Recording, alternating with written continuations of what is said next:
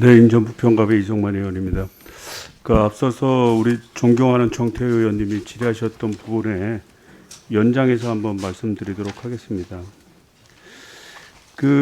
이제 인원 제한하는 경우에도 이제 소급을 해서 결국 이제 손실보상법에서 보상하겠다 이제 그런 입장 아니겠습니까? 네, 그렇습니다. 그런데 이제 식당, 카페, 독서실, 스터디 카페, PC방의 경우는 시설 인원 제한 조치 대신 칸막이 설치로 대체할 수 있는 선택권이 주어졌다는 이유만으로 11월 보상에서 모두 제외되고 예산에서 미반영되었죠.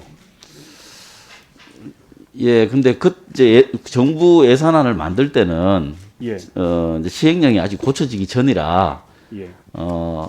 이제 뭐 정부가 그 의도를 가지고 예산에 안 넣었다 이렇게까지 이야기하기는 좀 어려운 상황이고 그렇지는 않지만 부처 간에 좀 이견이 있는 건 사실입니다. 예. 그래서 이 문제가 앞으로도 좀 논의를 해서 조정해야 될 그럴 사안이 되는 겁니까? 예, 국회에서 좀 논의를 해주시고 이 부분에 대해서 좀 정리가 되는 게 저는 향후 집행할 때에도 좀 명확하고 소상공인들에게 실질적인 도움이 될 것이라고 생각합니다. 그래서 그 업체별로 칸막이를 설치하였는지 만약에 칸막이를 설치하지 않았다면 그거는 보상을 해줘야 될 텐데 네. 설치하였는지 안 했는지를 일일이 다 구별할 수 있습니까? 그거는 뭐 불가능한 일이고요. 그리고 이미 몇 달이 지난 상황을 지금 와서 확인한다는 게 현실적으로 불가능하다고 생각합니다. 그다음에 또 하나의 문제는 이 칸막이를 설치할 때 그 설치 비용을 정부에서 부담을 하였습니까? 아니면 그 사업자 스스로 한 것입니까? 이제 방역 물품 대금으로 뭐 10만 원씩 하는 게 있어서 좀 섞어서 이야기는 할 수 있겠지만 기본적으로는 다 자비로 했다고 보시는 게 맞습니다. 그러니까 선택권이 주어졌다고 해서 결국 제외시킨다는 것은 한쪽 측면에서 보면 설치했더라도 투자 비용이 들어간 것이고 설치하지 않았다면 그는 그 거리두기를 1m 이상 거리두기를 한 것이기 때문에 그는 보상이 되어야 되고 그렇다고 보면 논리적으로 이거는 당연히 포함되어야 된다고 생각하는데 장관님은 어떤 입장이십니까? 네, 기본적으로 모 의원님 말씀에 동의하고요. 만약에 이제 칸막이 설치 등으로 손님을 다 받는 영업 행위를 했다면 그만큼 또 손실보상 금액이 줄어들지 않겠습니까? 그래서 저는 뭐 포함해서 하는 게 합리적이라고 생각합니다. 네, 그래서 하여튼 그 11월 손실보상의 대상에 대해서는 아까 얘기했던 그런 칸막이 설치와 그다음에 거리두기를 선택권이 주어진 대상 업체들도 모두 들어가야 된다고 생각하고요. 만약 이 부분이 좀 부족하다면 당연히 징역이 돼야 된다고 생각합니다. 이해 동의하시죠? 네, 그렇습니다.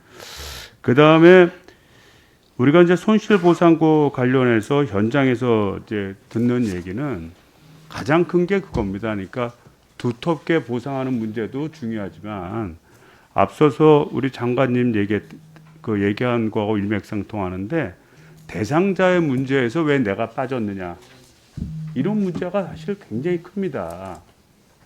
그래서 일정액 이상에 대한 10억 기준이라고 하는 것이 사실은 어떤 논리적 기준이라기보다는 우리의 관념상을 가지고 10억 정도면 그래도 재력이 있어서 웬만큼 버틸 수 있는 업체다 뭐 이렇게 판단한 거 아니겠어요? 어떤 근거가 아니라. 근데 현실적으로 이 업체들도 계속적인 어떤 그런 코로나 때문에 불황이 계속 지속이 되면 견디기 어려운 거거든요. 그래서 이제 이 문제에 대해서도 검토가 필요하고요. 그 다음에 또 이 좀 간이과세자들, 그러니까 아주 영세한 업체들, 이런 경우에는 또 실질적으로 뭐 세금 신고라든지 또 카드 매출이라든지 이런 부분이 아닌 현금 매출이 많기 때문에 여기는 또 입증하기가 너무 어려운 거예요. 그래서 이 간이과세자에 대해서는 손실보상을 할 때 좀 우리가 왜 간이과세제도를 택하겠어요? 일정 매출 이하인 경우에는 굳이 따지기가 이거 어렵고 또 따지더라도 실익이 없다라고 판단하기 때문에 정부에서도 간이과세제로 분류하는 거 아니겠어요? 그렇다고 본다면 손실보상에 대해서도 이 부분들의 매출을 이미 간이과세제로 판단해서 좀 어렵다고 생각했다면 당연히 일정 부분은 주는 제도를 좀 둬서 좀 영세 사업자를 도와야 되지 않겠습니까? 이 부분에 대해서는 어떻게 생각하십니까? 네, 의원님 잘 아시겠지만 이제 손실보상 제도로 이제 지원을 하려면 이제 손실이 확인되어야 되는 대전제가 있지 않겠습니까? 그런데 이제 그 부분에 이제 많은 애로들이 있기 때문에 제가 모두에 말씀드렸다시피 이제 직접 지원하는 방식과 손실보상하는 방식이 적절하게 조화되는 것, 그게 필요한 시기라고 생각합니다. 제가 보기엔 그렇게 하면 안 될 것 같고요. 손실 직접 지원하는 경우에는 보다 대상을 폭넓게 해서 간접적 피해까지 다 포함하는 전체를 가져가야 하다 보니까 이 간이과세에 대해서 특별한 관심을 기울이기가 되게 어렵습니다. 그래서 손실 보상을 할 때 간이과세자에 대해서 또 별도의 어떤 손실 보상액을 산출할 수 있는 근거를 법에 필요하다면 좀 법으로 만들어야 되고요.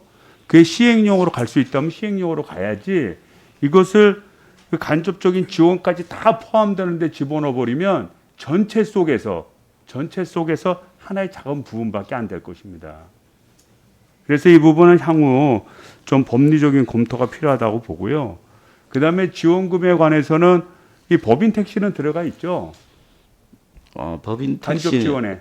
개인 택시, 개인 택시. 네.